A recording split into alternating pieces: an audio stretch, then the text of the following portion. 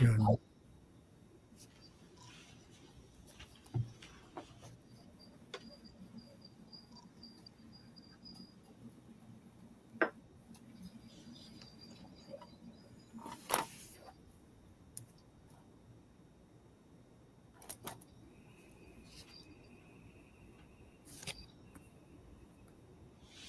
It's a lot of letters behind her name. Jeez. Dr. Manuel has like a lot of degrees there. Trust me, it's the regulatory folks. They trust me. Mm. Keith, it's on you. Am I to introduce the great Yes. Dr. Manuel? Okay. Well, So, I'd be glad to make a few comments about it if you like. yeah, you go ahead, Clive. Okay, yeah, this I'm Dr. Clive Callender, and I'm pleased to introduce Dr. Manuel to our program on kidney disease, uh, produced by, of course, the Roy John Paul Kidney Foundation, Pennsylvania Avenue Baptist Church, and National MOTAP. Um, we have a special guest today, Dr. Manuel, who I've been working with for close to the last 20 years, although she doesn't want to admit it. Uh, she typifies one of the uh, legendary statements of our former chairman at Howard University, Charles Drew, that excellence of performance overcomes artificial barriers created by man. And as you look at the uh, Dr. Catherine Manuel, you look at somebody who's been excellent, who's actually been passionate about nutrition since the age of 13, and has been an outstanding student as well as dietitian. She is legendary at Howard University because she graduated when she did, I won't tell you what year, summa cum laude. And of course, those of you who don't know what summa cum laude means that she's at the top of her class. Actually, she had a 3.96 out of 4. I don't know how she missed those 4 points.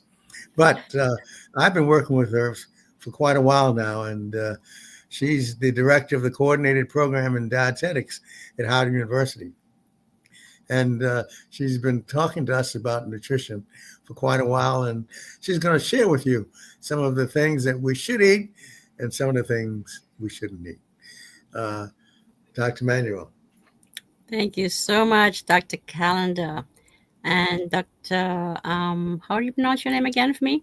Melanson. The C is not the Melanson. S. Yeah, There there you you go. go. There you Yeah. go. Melanson. Thank you very much. You're going to advance my slides for me? There you go. And so while you're doing that, thank you so much, Dr. Calendar. You didn't have to say all those good things. I don't know if they're all true, but I trust you. And like you said, we have been working together for about 20 years. Although time flies when you're having fun, so that's very true. So I'm Dr. Catherine Manuel, and I always like to begin these sort of presentations and by saying how thrilled I am. Dr. Calendar mentioned that I'm passionate. I think passionate is the understatement of the year. If it doesn't show by the end of this presentation, then I don't know. But anyway, I like to begin with assumptions and disclaimers, and the fact that the attendees here today have a very basic understanding of chronic kidney disease. So I'm not going to go through all of that. And the other one is that the material presented here today is solely for the purpose of education and informing the general public, information that you'll find in the public domain. So it certainly should not be used as treatment or to replace any advice that your health provider has given to you. So without further ado, I will get into the presentation, and hopefully we can do this in the allotted time. When you ask a dietitian to speak for 50 minutes, that's a challenge because we love to talk, but hopefully I can cover the material in the allotted time span. Thank you. Next slide. Thank you. So today, basically, the objectives of the presentation are to essentially highlight common dietary challenges associated with chronic kidney disease, as well as to discuss practical strategies for overcoming these dietary challenges. And the impetus that I have for this, Dr. Calendar mentioned that I've been in the field for a while, is that I primarily work with the bariatric population, those who are being evaluated for bariatric surgery because of severe obesity and all the maladies that come along with that. And a lot of the times, as you would imagine, I refer to obesity as the mother of all diseases. And so, as you can imagine, if I'm working with the population that's affected mainly by obesity, I am going to be seeing quite a bit of kidney disease coming through as well, diabetes, hypertension, those kinds of things. And so, I often hear from patients who have chronic kidney disease several challenges that they face. And so I've pulled from those challenges in terms of helping to inform today's presentation. Next slide, please. And so before we get into the actual challenges, why are we here? I'm a teacher at heart. I always like to have my students know why, the why behind the what. And so, once a teacher, always a teacher. And so why are we here today? And why do I continue to speak to Dr. Calendar's groups? And that's the fact that diet and exercise have been identified as the major causes of death. End of story. In terms of what causes death, primarily, is we know cardiovascular disease, the heart disease, the major cause of death. But what is underlying? What are the underlying causes? And it's poor diet and inadequate physical activity. But on the flip side, we know that general wellness can contribute to improvement in overall quality of life. And so when we put those two together, we have a few things to talk about, especially in the United States, and we'll cover some of those today. Next slide. All right. So, in keeping with the theme of why are we here, so what's the big deal with CKD, right? You have the experts here with you, but just sometimes we need reminders. We know what the big deal is with CKD. It's a very serious disease, but what is the big deal? The fact that almost 15% of our family and friends and colleagues are affected. Okay, that's huge. 1 in 7 adults. Even more scary is the fact that as many as 9 in 10 adults don't know that they have CKD. Okay. Slightly more, the disease is slightly more common in women, and it's more common in non-Hispanic Blacks as opposed to non-Hispanic Asians and white adults. So just to put some context into what we're talking about, and we can move on to the next slide.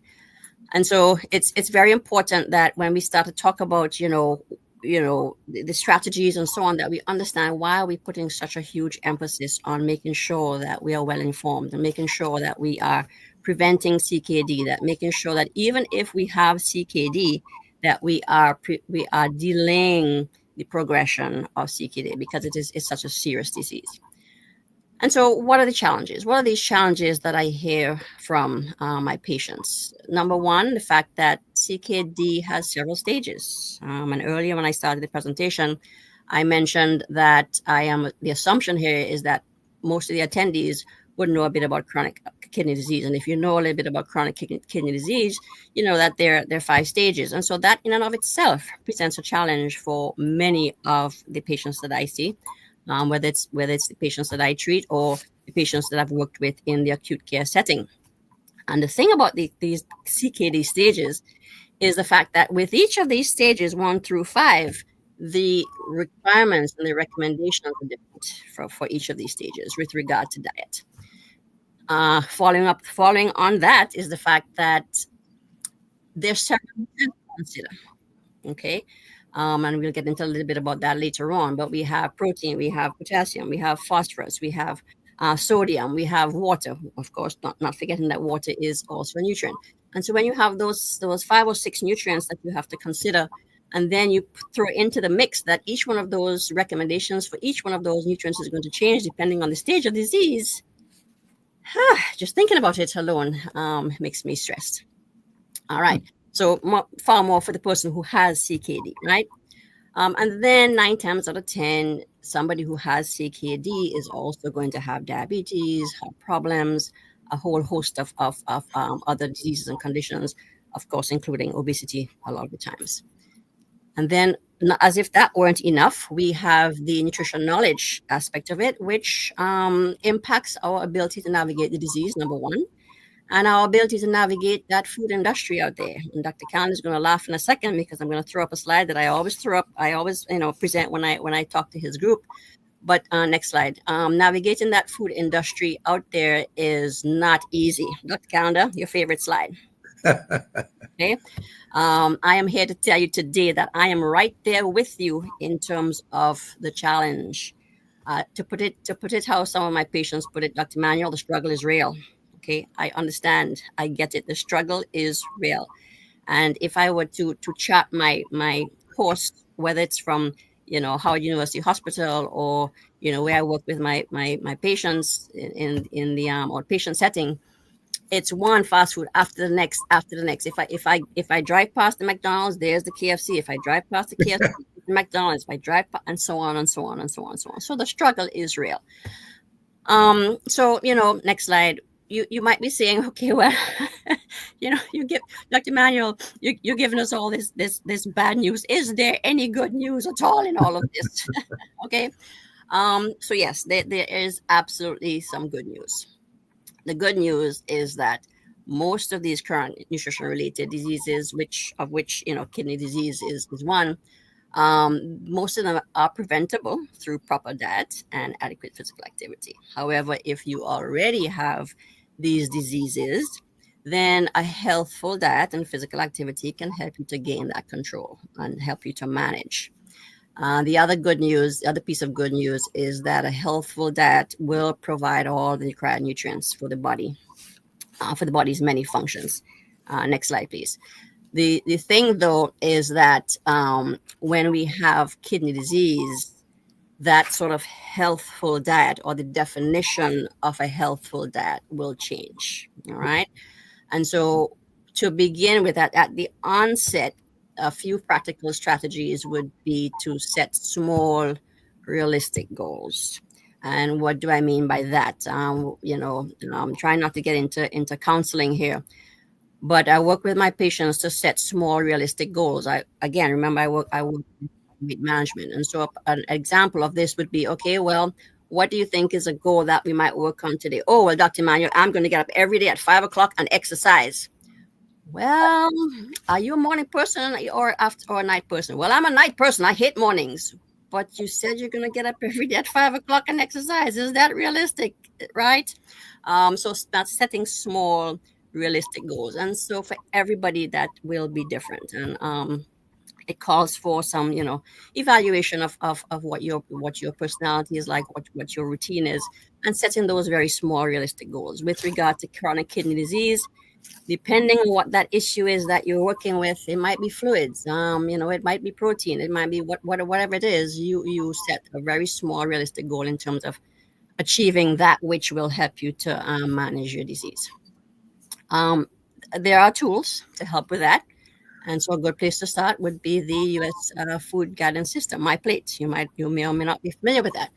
And so there's that picture there as a visual in terms of getting a foundation on which to build. Okay, and so just a reminder, the MyPlate essentially gives you some guidance in terms of what proportion of your daily intake should come from fruits, vegetables, proteins, and grains. And again, the major caveat here is that for somebody with CKD, this plate might look very different, but it serves as a foundation that can be a conversation starter with your dietitian.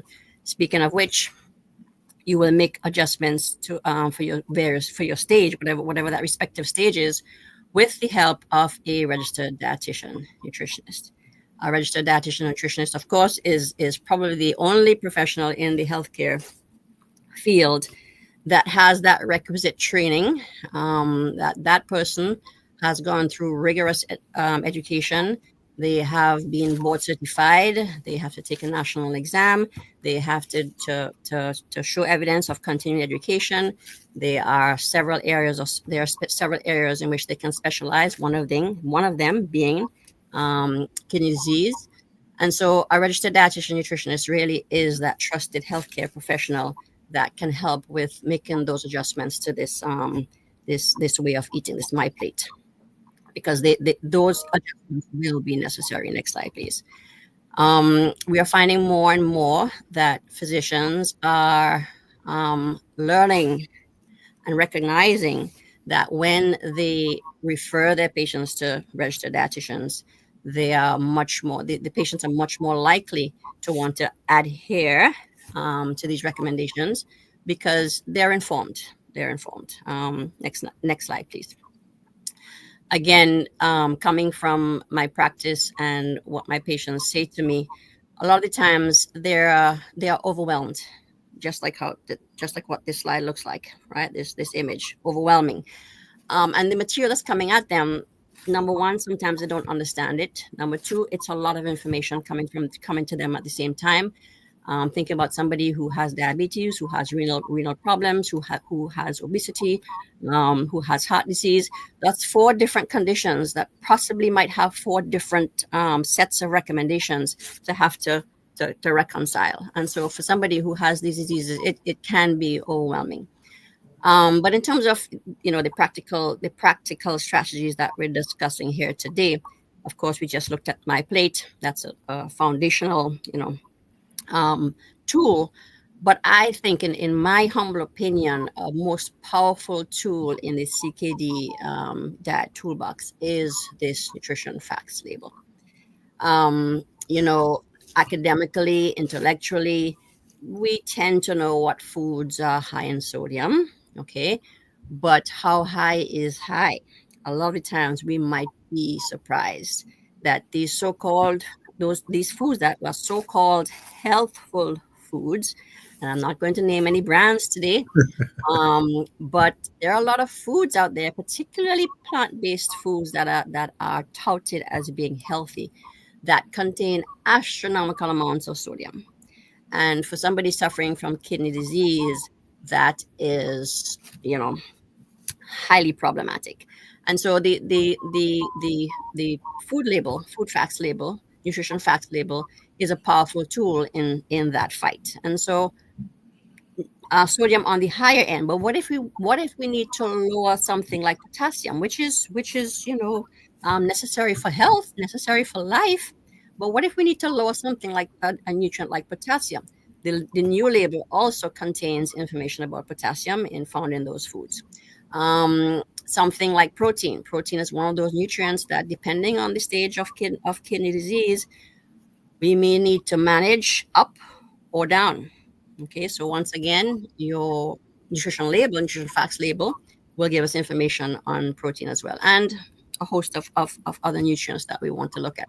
Of course, the nutrition facts label does not give us information about phosphorus, does not give us information about fluids and some of the other nutrients, but it certainly is a good place to start in our decision regarding, is this food something that I want to put into my cart and have in my pantry that I will consume regularly? Next slide, please. And if you thought that the food label was overwhelming, check out the ingredients list. Any thoughts here? Okay. And so another tool is actually that ingredients list. So you have the food label, but you also have that ingredients list that can be examined. And so my take-home message here about this ingredients list is, if an ingredients list looks like this, run for hills. Okay, because that means that it is loaded with, number one, all sorts of chemicals, all sorts of preservatives, probably 100 million milligrams of sodium, sugar, all those things that are counter productive and and not recommended for somebody who has chronic kidney disease, or any disease, or anything for that matter. This should not, an ingredients list like this should not be entering the body. Okay. So again, just some very, very practical tools without needing a degree in biology, without needing a degree in nutrition. These are some very practical strategies. If you see a list like this, don't even have a second thought about, forget it. Don't put it in your cart. It doesn't get simpler than that. Next slide, please. And we can do a whole class on label reading, and probably one of these days when I come back to talk with Dr. Calendar's group, we will do that, because I find, especially in my group, and I'm sure with other groups as well, reading labels is a very, very powerful tool. And so it might be time to reevaluate choices, right?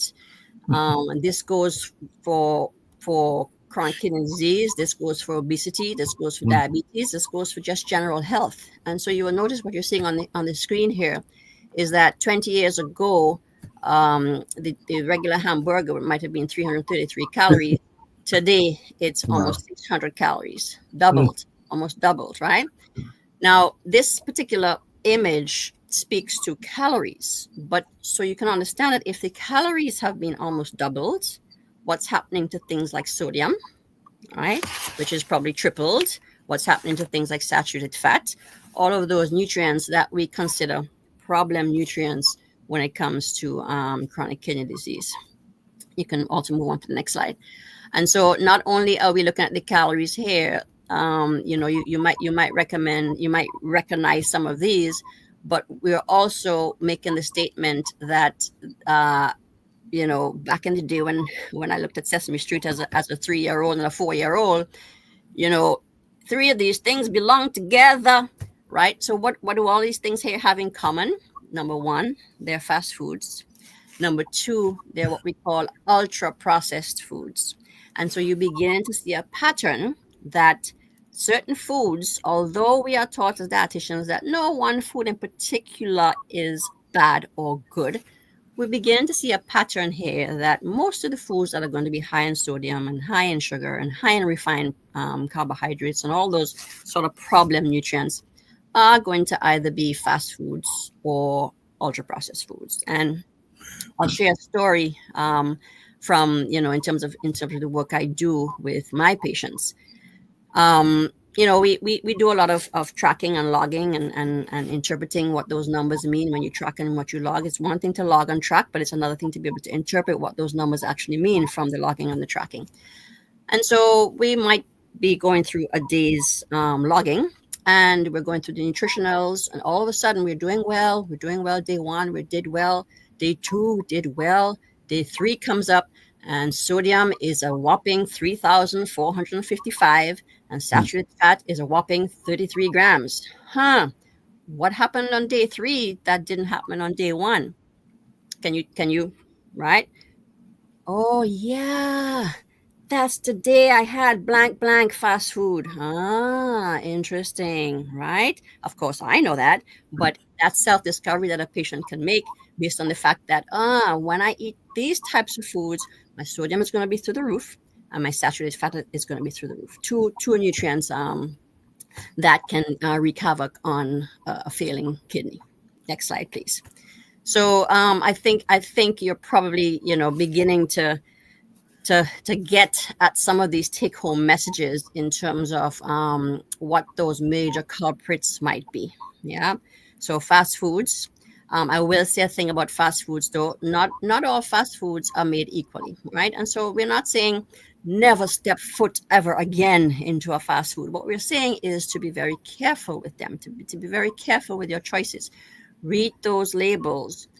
Investigate the nutrition facts. Most restaurants these days are going to have their nutrition facts available. And so you're making an informed decision based on a conversation that you would have had with your dietitian, of course, in terms of, okay, how much sodium should I be having for the day? And sometimes your nephrologist or your primary care physician would have said to you, okay, the recommendation for you is 2,000 milligrams of sodium or 1,500 milligrams of sodium. And so if the recommendation for the day is 2,000 milligrams of sodium, but your taco salad from XYZ restaurant has 3,419 milligrams of sodium, need I say more? Okay. So knowing those facts is very important, as opposed to, there are some fast food restaurants where you can get a grilled option as opposed to a fried option. You can get a salad, you can choose your dressings, those kinds of things. And so we're certainly not saying never have another fast food in your life, but certainly be very mindful and purposeful about the foods that you would have at a fast food. Ultra processed foods, I can't say that, and who knows, maybe out there on another planet, but I can't say that there are any redeeming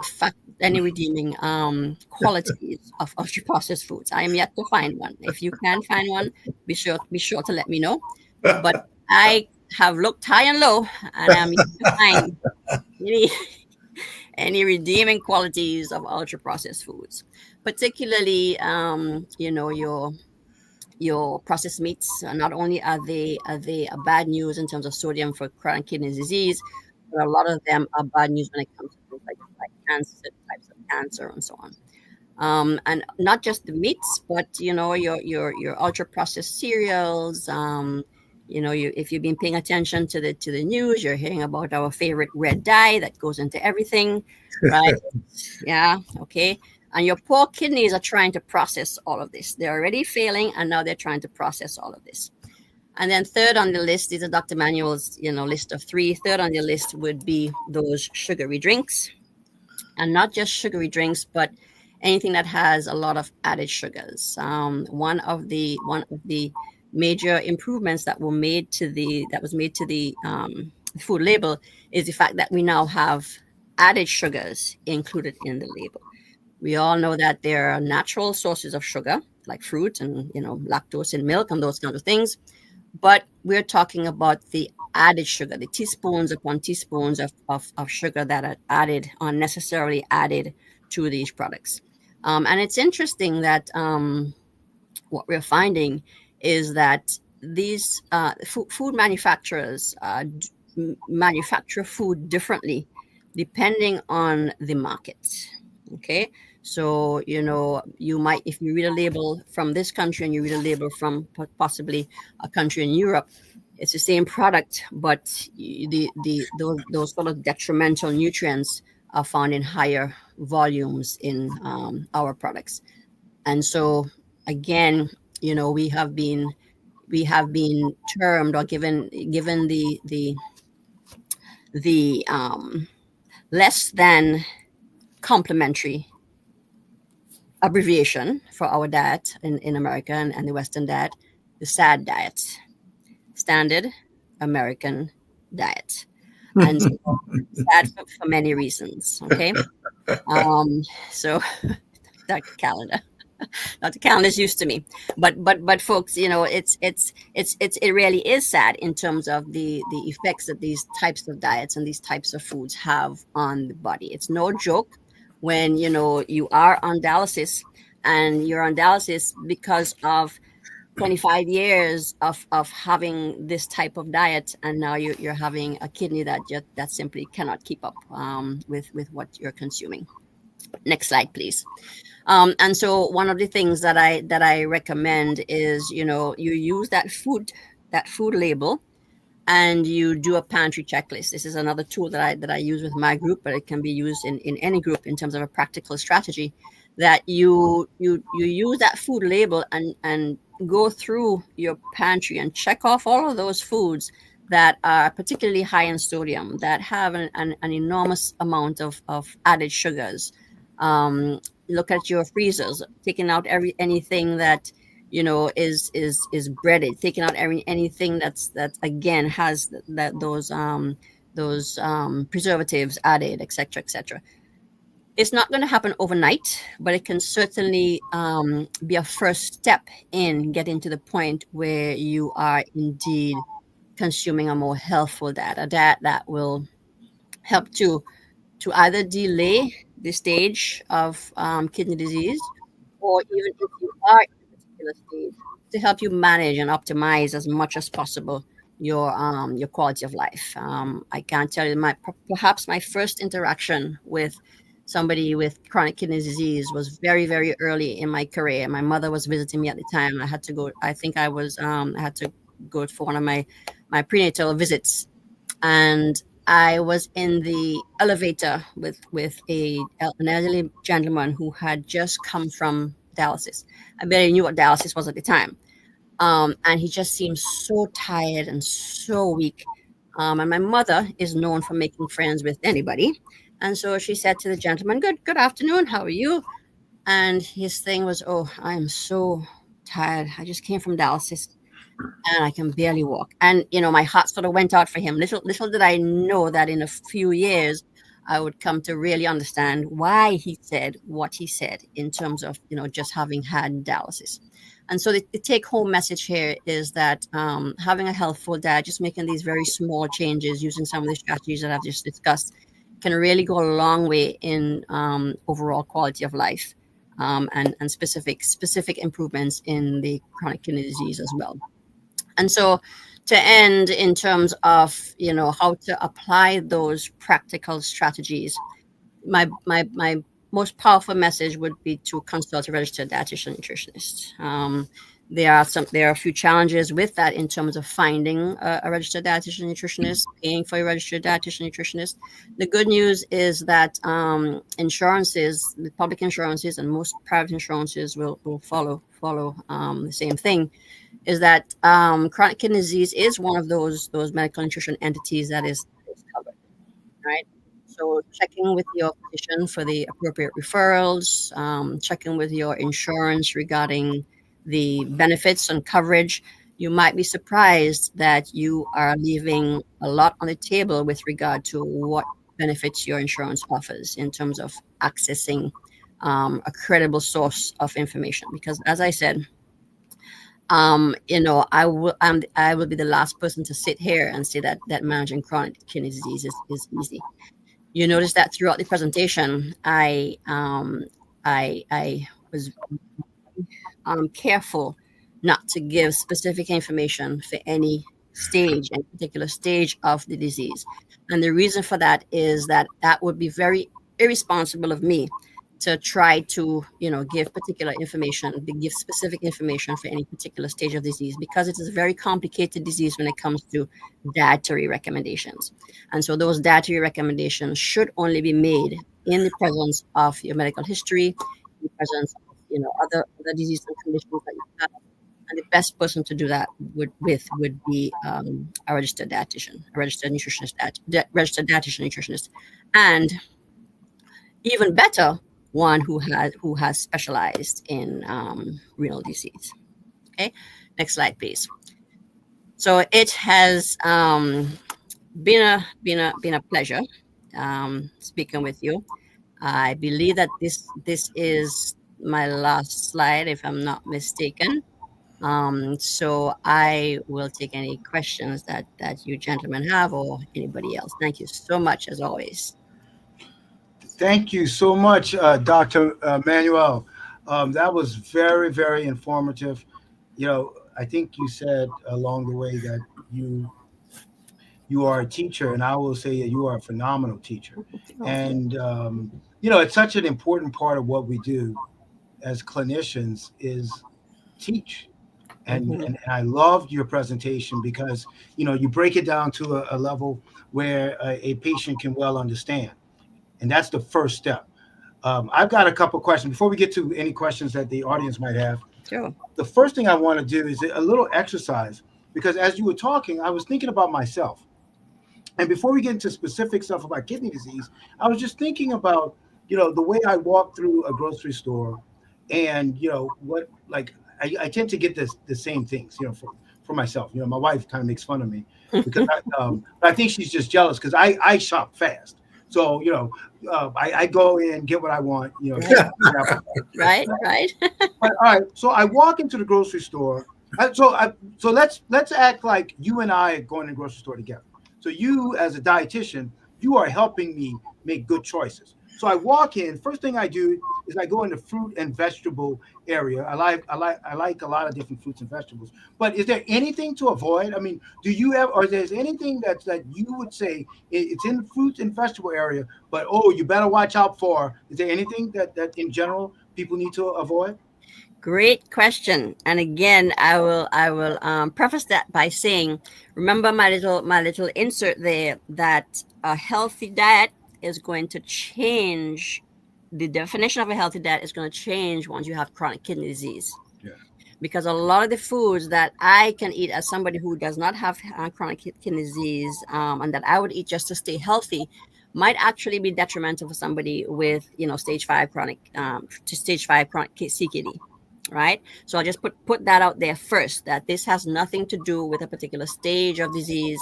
And anybody listening who has any one of those stages must consult their physician or registered dietitian. But to get to your point, you noticed that I focused a lot on the label, on the food's label, right?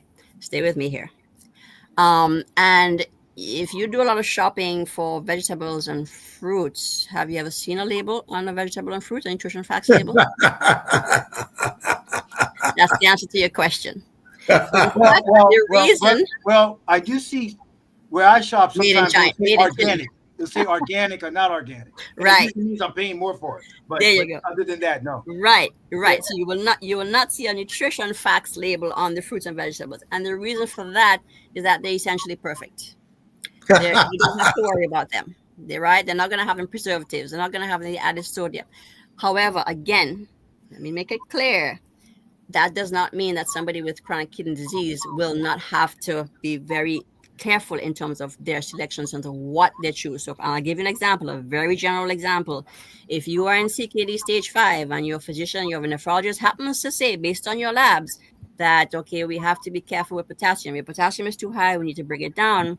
In that case, then we begin to be very selective in terms of what fruits and what vegetables we can then choose. But in general, no issues with fruits and vegetables, regardless, despite what you might hear in the news in terms of, despite what you might hear from the keto fanatics and, those folks, you're pretty okay with most fruits and vegetables. Yeah, no, thank you. And I'm so happy you said that.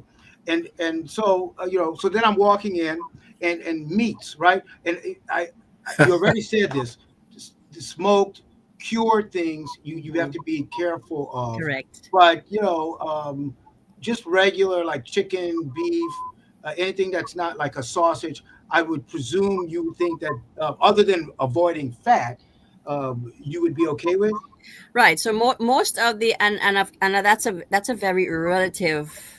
Okay. If I one of these days when we're not on camera, I'm going to be very honest with what I really think about the food industry here. But I'll just say that I'm from the Caribbean. Okay. So food here and food in the Caribbean have two different definitions, but I'll just leave that there. But in terms of meats, and this is something that I do with my patients as well, any food from an animal is going to have an enormous amount of saturated fat, and it doesn't matter. And as with the exception of those that are very lean, and when we say very lean, we're talking about probably the fish, chicken breasts, those kinds of things. But they still have saturated fat, and that's what we want to be very careful with. And don't get me wrong, some of the plant-based products, when I said earlier, even some of the plant-based products, those processed ones, can be high in saturated fat as well. So but in terms of overall what we're looking for, that percent lean will help us. And that's something that everybody can read and understand. Most people can read and understand. And so when I say percent lean, I'm sure you've seen a fraction, right? 85, 15, 90, right?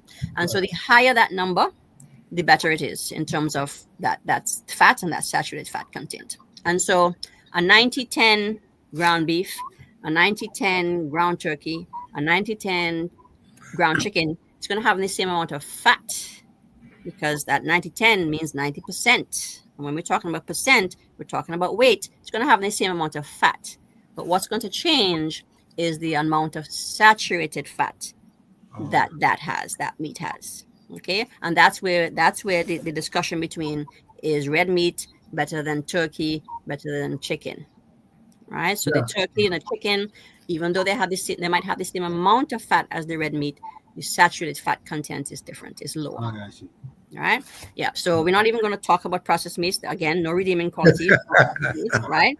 But in terms of the others, that's one of the main things that I have patients that I recommend that they focus on, because it's pretty practical to, everybody can see 85, 90, 90s higher, right? And so the higher in the 90s, the better. Now, as a good dietitian, I also keep it real. Okay. And so, whereas I said the higher the number, the better, remember that we're human beings and we're driven by taste and flavor. And so, whereas 93, 94, 92, 90 would be okay, by the time you get to 99, I cannot guarantee that that stuff is going to have any moisture or taste good.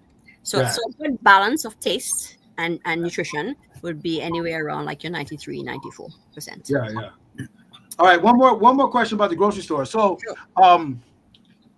snacks. So I'm walking through the store with you, and you got to have some snacks, right? I think the typical snacks are not going to be good. I mean, the Super Bowl is going to be coming up, so I would take it. Maybe you might think nuts are okay in moderation, pistachios, things. But I'm just wondering, when you're snacking, what are you picking? Because I mean, those preservatives, all that stuff. That's what's that's what's in the snack aisle. So what's healthy to snack on? Correct. Other than fruits and vegetables. Right, other fruits and vegetables. I'm glad you said that. Right. So nuts, again, very, very good source, good type of fat, right?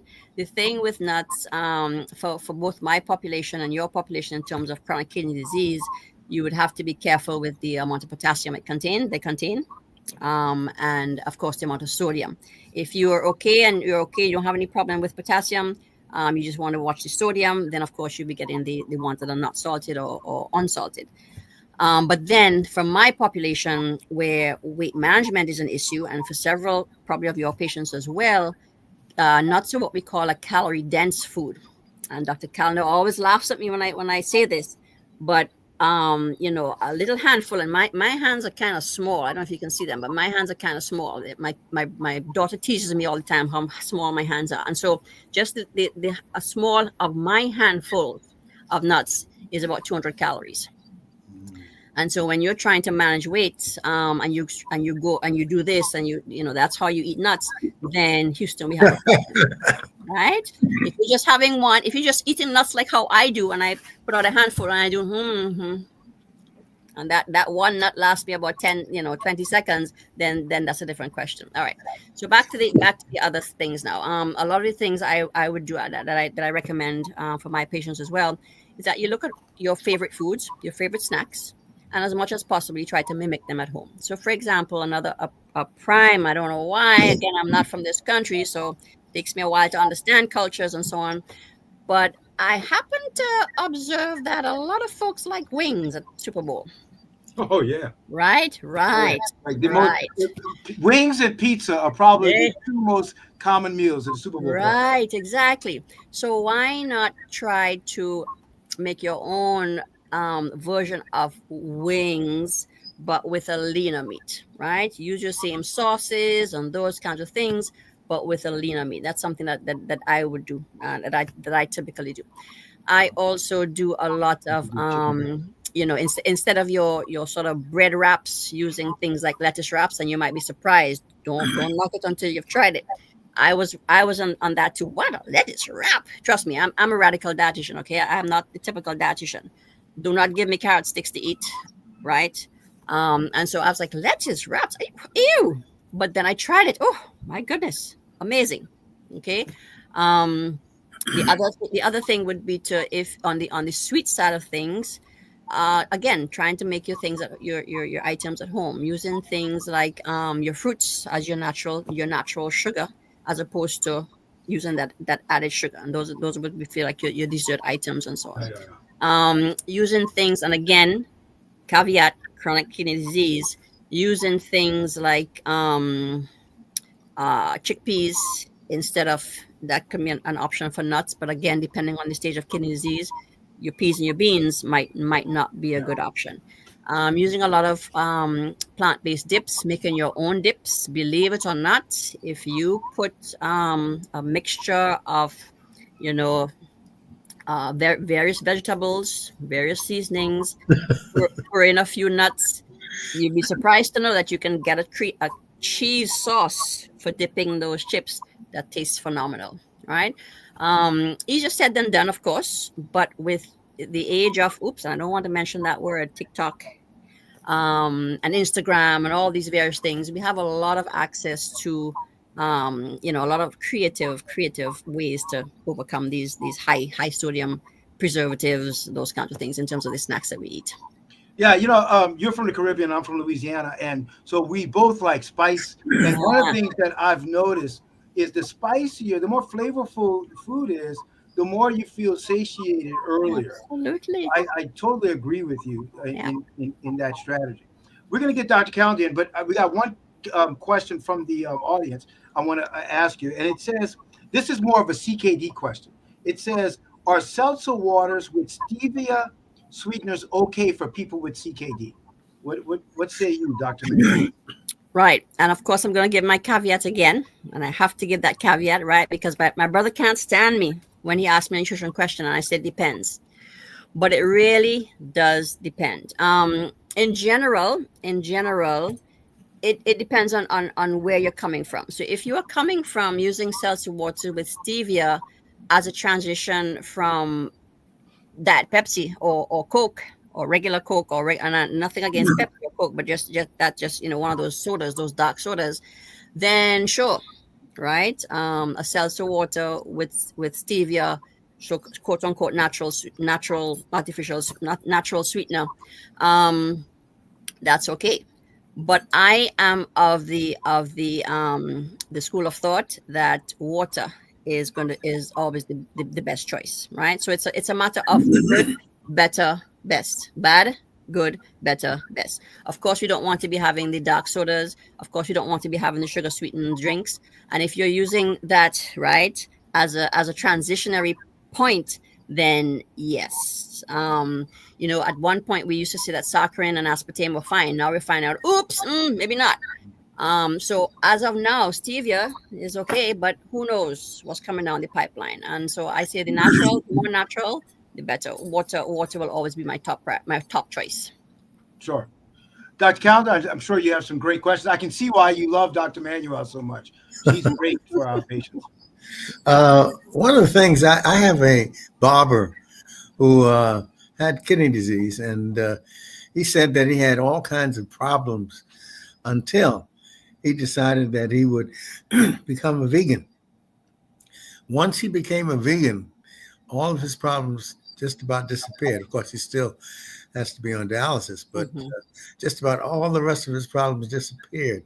What do you think about that?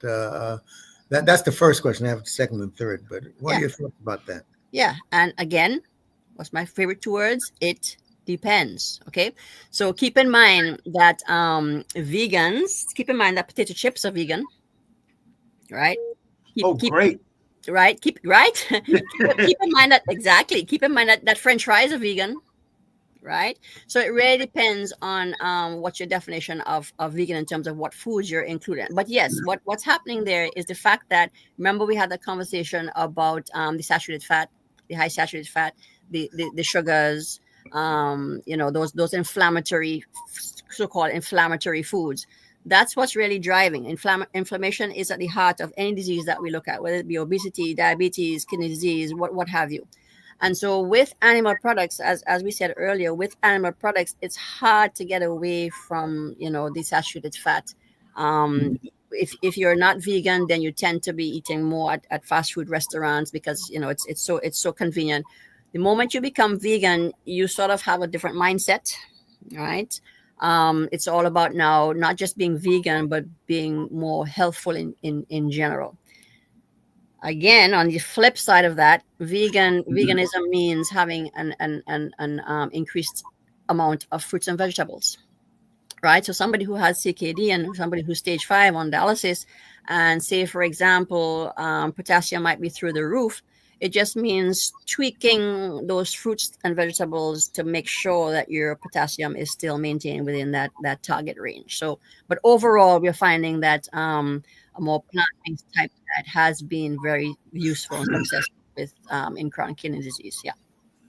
My second part of my question has to do with you're saying that vegan and vegetarians are okay, but what meats are okay? What meats can you eat? Because suppose I want to exercise and become a person who eats some meats, but loves fruits and vegetables as well. Yeah, and I'm glad you asked that, Dr. Calendar, because I can tell you right now, I don't plan to be vegan anytime soon. I was vegan for 11 years, and that was before my daughter was born. And I had a particularly challenging pregnancy that where I didn't have the benefit of choosing what I ate, and so at that point I had to give up the veganism. And but I mean I haven't necessarily totally gone back to eating all meat. I am okay with being vegetarian on certain days, being vegan on certain days, but it's not that I'm vegan in its totality. But in terms of consuming meat, there are better choices, right? And as we just went through with our little exercise there in the supermarket, a wonderful exercise that I also do with my patients is to make sure that we are choosing the leaner of the meats. And the mere fact that I said lean sort of, almost eliminates red meat, right? And again, you use that label, right? Use that label and compare. Next time you go into the supermarket, and this is for anyone listening, next time you go into the supermarket, use that label and look at the saturated fat in red meat versus the saturated fat in even a chicken leg or chicken thigh. Phenomenal in terms of the difference. So the leaner meats, Dr. Calendar, eggs, are almost perfect, right? In terms of protein, actually, the egg is used to measure, the gold standard in terms of measuring protein status among foods. It's easy to digest, and so the fish, right? So we got chicken, we got fish, we got some amount of turkey. The thing, though, is that I'm finding more and more that you have to be so explicit. So when we said chicken, remember we said lean, okay, folks? So chicken wings are not lean. Turkey wings not lean, right? So we mean the leaner cuts of those particular types of meat. Does that answer your question? Yes, it does. Yeah, Thank you.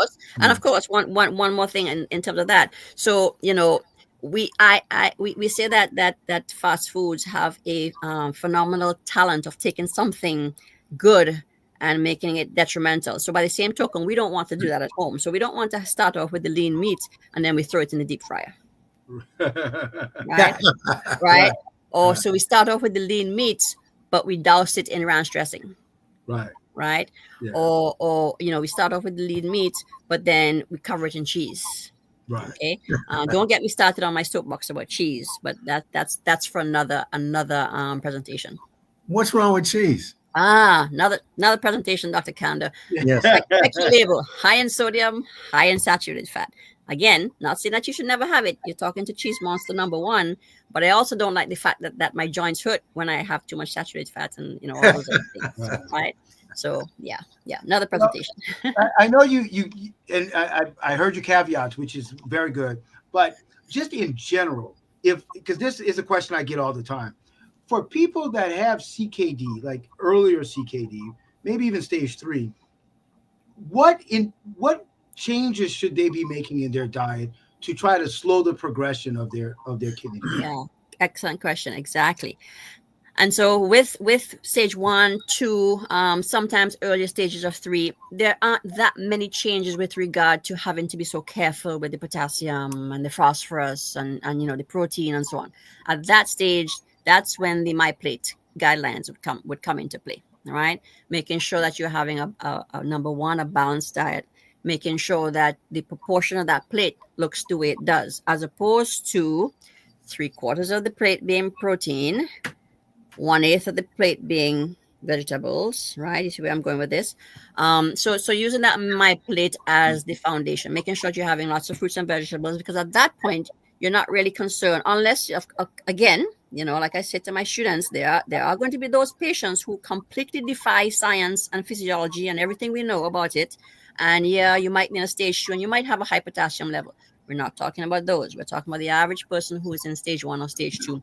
The guideline is to follow that sort of MyPlate healthful diet, abiding by those proportions, where most of your diet is going to be fruits and vegetables.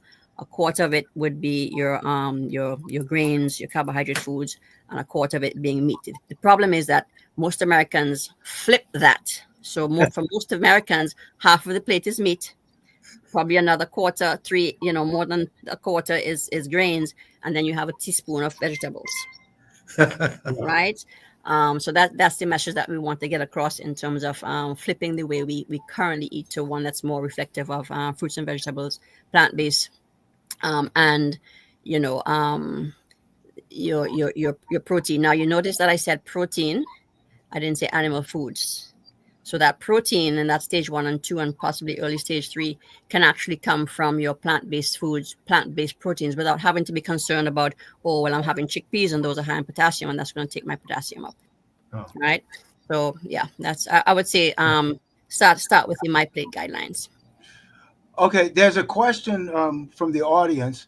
It basically just asks, how many calories should a person eat a day? And I'm sure, again, that's a little bit of a individualized thing. Individualized, absolutely. And so if you look at the 3 people on this screen, you got 2 males, you got a female. That's number 1. It's going to be gender specific.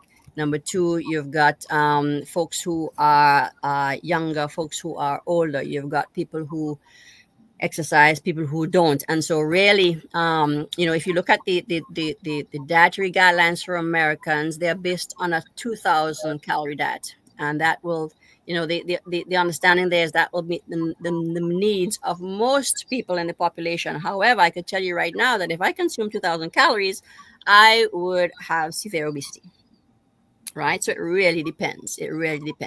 On the other hand, somebody who is athletic, an athlete, can consume up to 7,000 calories and be okay.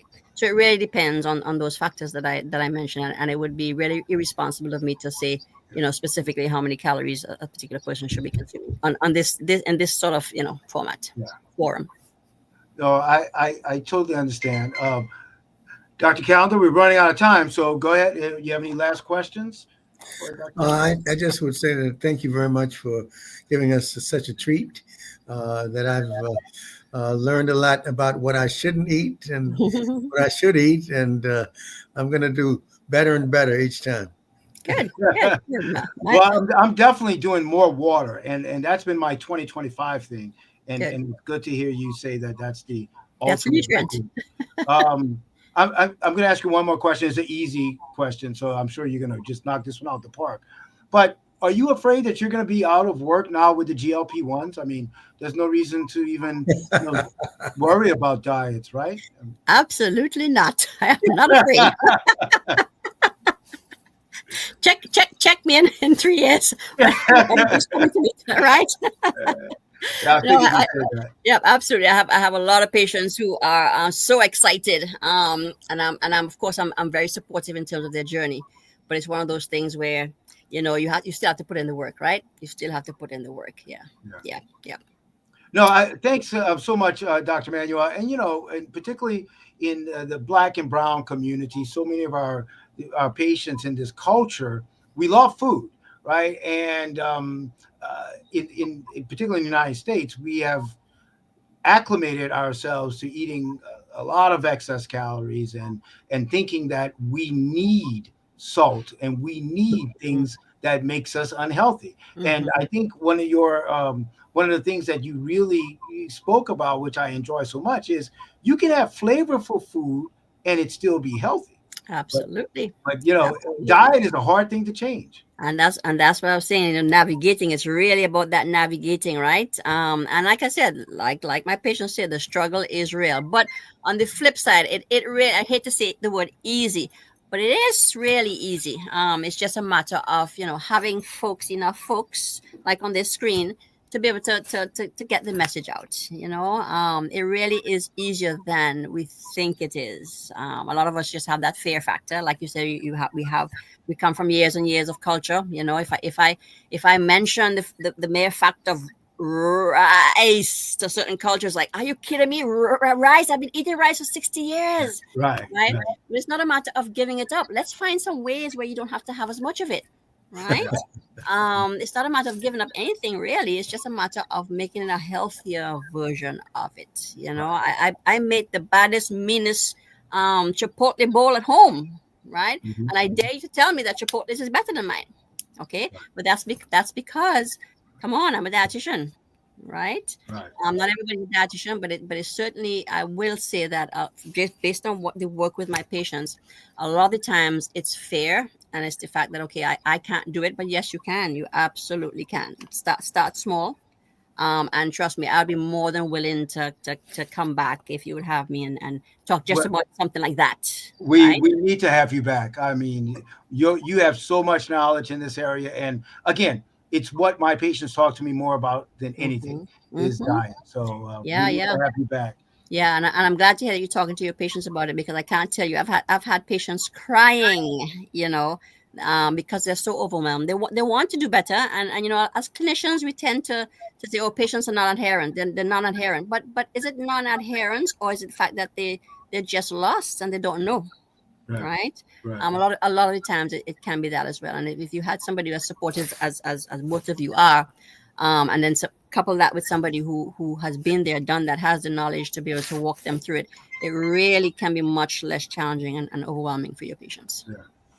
Well, again, thank you, and like I said, we will have you back, Dr. Manuel. This was a great recommendation from the great Dr. Callender, who's here from Howard University, MOTEP, BlackDoctors.org. We appreciate airing this phenomenal program. I'm sure there's going to be a lot of sharing of this program for many weeks to come. We will be back in a couple of weeks for another episode. Of course, I'm from George Washington and the Ron and Joy Paul Kidney Center. Dr. Callender's from MOTEP, Howard University. And I'm not sure what the next episode will be, but I know it will be great. And everything is just beautiful in this new year. So much is happening. My home state just had 1 foot of snow, and it's the coldest temperature ever. So I think 2025 is going to be just an Phenomenal. astounding year. So, Absolutely. My pleasure. My pleasure so with always. that, I'll sign off, and we'll see you guys in 2 weeks. Take care. Adios. All the best. Adios. Au revoir. Au revoir.